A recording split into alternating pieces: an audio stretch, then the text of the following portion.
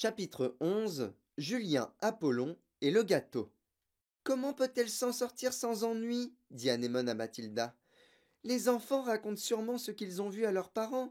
Moi je sais que mon père ferait un foin du diable s'il savait que la directrice m'a attrapé par les cheveux et balancé de l'autre côté de la cour. Il ne dirait rien, soupira Mathilda, et je peux t'expliquer pourquoi. C'est très simple, il ne te croirait pas. Je te garantis qu'il me croirait. Non, soupira de nouveau Mathilda, et pour une bonne raison.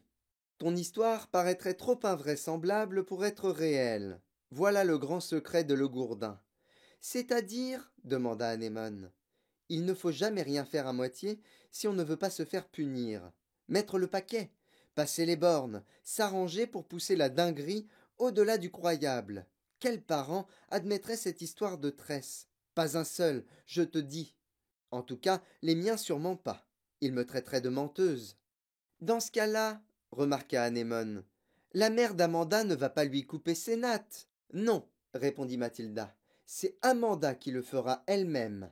Ça ne fait pas un pli. Tu crois qu'elle est folle demanda Anémone. Qui? Le Gourdin. Non, elle n'est pas folle, répondit Mathilda, mais elle est très dangereuse. Être élève ici, c'est comme d'être enfermé dans une cage avec un cobra. Il faut avoir de bons réflexes. Un autre exemple de la férocité de la directrice les édifia dès le lendemain. Pendant le déjeuner, il fut annoncé que l'école au complet devrait se rassembler dans la grande salle de réunion dès la fin du repas. Lorsque les quelques 250 garçons et filles eurent pris place dans la salle, madame Legourdin monta sur l'estrade. Aucun des autres professeurs ne l'accompagnait. Dans sa main droite, elle tenait une cravache. Plantée au centre de l'estrade, jambes écartées, poings sur les hanches, elle promena un regard flamboyant sur la mère de visage levé vers elle. Qu'est-ce qui va se passer chuchota Anémone. Je ne sais pas, répondit Mathilda sur le même ton. Toute l'école semblait suspendue aux paroles de la directrice. Julien Apollon aboya brusquement le Gourdin. Où est Julien Apollon? Une main se tendit parmi les élèves assis. Viens ici cria le Gourdin, et en vitesse. Un jeune garçon de 11 ans, rond et replet, se leva et, d'un pas décidé, gagna l'estrade qu'il escalada. Mets-toi là ordonna le Gourdin, l'index pointé. Le gamin obéit. Il paraissait nerveux. Il savait très bien qu'on ne l'avait pas fait venir pour lui décerner un prix. D'un œil méfiant, il surveillait la directrice. S'écartant d'elle à petits pas furtifs, battant en retraite comme un rat guetté par un fox terrier. Son visage mou et empâté était devenu grisâtre d'appréhension. Ses chaussettes lui pendaient sur les chevilles. Ce bubon tonna la directrice en braquant sur lui sa cravache comme une rapière. Ce furoncle, cet anthrax, ce phlegmon pustuleux que vous avez devant vous est un misérable criminel, un rebut de la pègre, un membre de la mafia. Qui, moi fit Julien Apollon, l'air sincèrement ahuri. Un voleur hurla mademoiselle Le Gourdin. Un escroc, un pirate, un brigand, un coquin. Ah, dites donc, fit le gamin. Tout de même, n'irais-tu, par hasard, misérable bourbillon? Est-ce que tu plaiderais non coupable? Je ne sais pas de quoi vous parlez, balbutia le gosse, plus éberlué que jamais. Je m'en vais te dire de quoi je parle, espèce de petit mâle blanc, hurla de plus belle mademoiselle Le Gourdin. Hier matin, pendant la récréation, tu t'es glissé dans la cuisine comme un serpent et tu as volé une tranche de mon gâteau au chocolat sur mon plateau à thé. Ce plateau qui venait d'être préparé exprès pour moi par la cuisinière, mon encas du matin. Quant au gâteau, il venait de mes provisions personnelles. Ce n'était pas le gâteau des élèves. Tu ne t'imagines tout de même pas que je vais manger les mêmes saletés que vous. Ce gâteau était fait avec du vrai beurre et de la vraie crème. Et lui, ce jeune formant, ce perceur de coffres, ce détrousseur de grands chemins que vous voyez là, avec ses chaussettes en tire-bouchon, il m'a volé mon gâteau et l'a mangé. C'est pas moi s'écria le gamin, virant du gris au blanc. Ne mens pas, Apollon aboya mademoiselle Le Gourdin. La cuisinière t'a vu, et elle t'a même vu le manger. Mademoiselle Le Gourdin s'arrêta un instant pour essuyer l'écume qui lui moussait aux lèvres. Lorsqu'elle reprit la parole, ce fut sur un ton soudain posé, doucereux, presque amical. Penchée sur le gamin, souriante, elle lui dit Tu l'aimes bien, mon gâteau spécial au chocolat, hein, Apollon? Il est bon et délicieux. Très bon, répondit le gamin. Les mots lui avaient échappé malgré lui. Tu as raison, reprit mademoiselle Le Gourdin. Il est très très bon. Je crois donc que tu devrais féliciter la cuisinière. Quand un monsieur s'est régalé d'un repas succulent, Julien Apollon, il transmet toujours ses compliments au chef. Tu ne savais pas ça, hein? Il est vrai que les gens qui fréquentent les criminels des bas-fonds ne sont pas réputés pour leurs bonnes manières. Le gamin resta silencieux. Madame Criquet cria mademoiselle Le Gourdin, tournant la tête vers la porte. Venez ici, madame Criquet. Apollon voudrait vous dire tout le bien qu'il pense de votre gâteau au chocolat.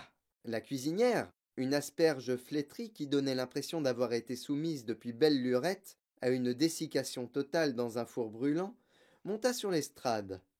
Elle portait un tablier blanc douteux et son apparition avait été visiblement organisée d'avance par la directrice. Allons, Julien Apollon, tonna mademoiselle Le Gourdin. Dis à madame Criquette ce que tu penses de son gâteau au chocolat. C'est très bon, marmonna le gamin. Sans nul doute, il commençait à se demander ce qui l'attendait. Il n'avait qu'une certitude. La loi interdisait à mademoiselle Le Gourdin de le frapper avec la cravache dont elle se tapotait la cuisse à petits coups. Mais ce n'était qu'une maigre consolation, car mademoiselle Le Gourdin était une personne imprévisible. Jamais l'on ne savait ce qu'elle allait inventer. Vous entendez, madame Criquette cria mademoiselle Le Gourdin. Apollon aime votre gâteau. Il adore votre gâteau. En avez-vous un peu plus à lui donner? Oh oui, répondit la cuisinière. Elle semblait avoir appris ses répliques par cœur. Alors allez donc le chercher, et apportez un couteau pour le couper. La cuisinière s'éclipsa. Presque aussitôt, elle réapparut, ployant sous le poids d'un énorme gâteau au chocolat, posé sur un plat de porcelaine. Ce gâteau avait bien 40 centimètres de diamètre, et il était nappé d'un luisant glaçage à base de chocolat. Posez-le sur la table, dit mademoiselle Le Gourdin. Il y avait au centre de l'estrade une petite table avec une chaise disposée derrière. La cuisinière plaça avec précaution le gâteau sur la table. Assieds-toi, Apollon, ordonna mademoiselle Le Gourdin. Assieds-toi ici. Le gamin s'approcha à pas prudents de la table et s'assit. Puis il contempla le gâteau géant. Eh bien voilà, Apollon, dit mademoiselle Le Gourdin. Et de nouveau sa voix était sucrée, persuasive, presque onctueuse. Il est entièrement pour toi, ce gâteau. Comme tu avais tellement apprécié la tranche que tu as mangée, j'ai demandé à madame Criquette de t'en préparer un énorme, rien que pour toi. Ah, merci, fit le gosse, totalement ahuri. Remercie donc madame Criquette. Merci, madame Criquette, dit le gamin. La cuisinière restait plantée là, raide, comme un passe-lacet, les lèvres serrées, l'air pincé. On aurait dit qu'elle avait la bouche pleine de jus de citron. Allez, vas-y, déclara mademoiselle Le Gourdin. Coupe-toi une belle tranche de ce gâteau pour le goûter. Quoi, tout de suite demanda le gamin, circonspect.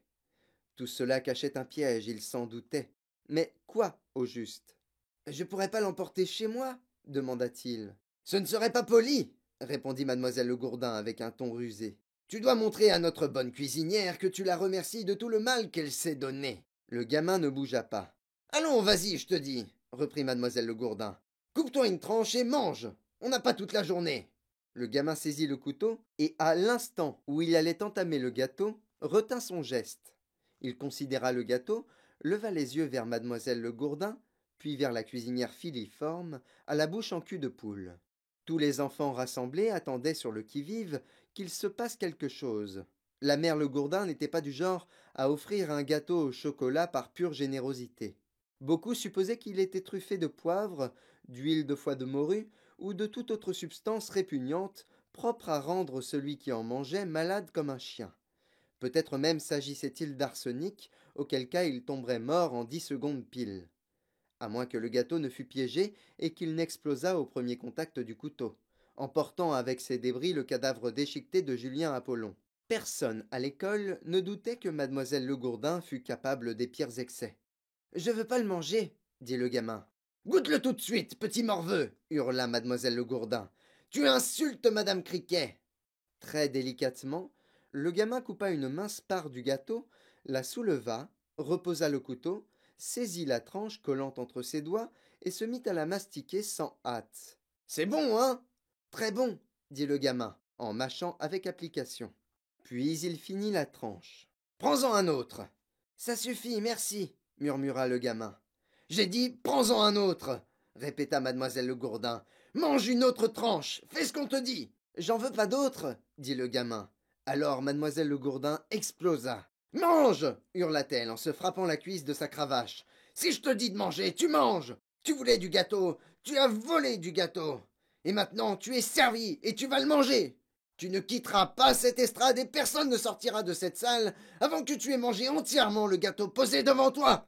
Tu as bien compris, Apollon, c'est bien clair? Le gamin regarda mademoiselle Le Gourdin, puis il baissa les yeux sur l'énorme gâteau. Mange!